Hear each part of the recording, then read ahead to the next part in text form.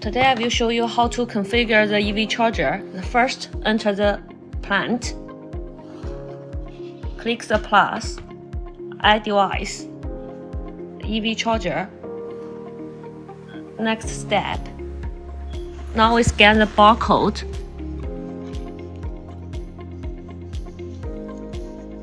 Click yes. Now we go to the AP mode. Click yes. The EV charger made a beep sound and the display shows the switch over succeed. Now go to site.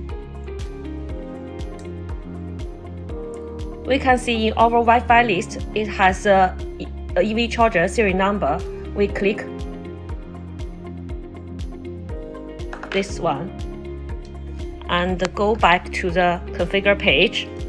Make sure hotspot name is EV charger serial number and goes to next step.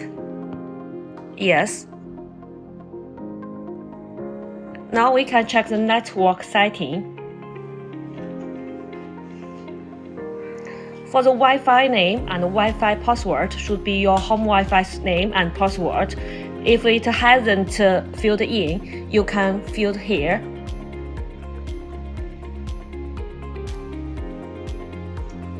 The password is 60 1 2 3 4 5 6.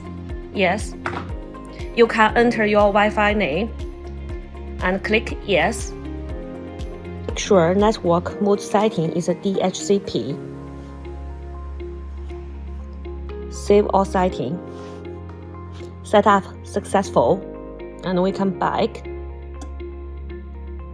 In this time, the EV charger also will restart. Now the EV charger is already linked to our server. We can change the Wi-Fi to your home Wi-Fi. Goes to the GRU home page. Okay, you can see here my device list is already have the EV charger.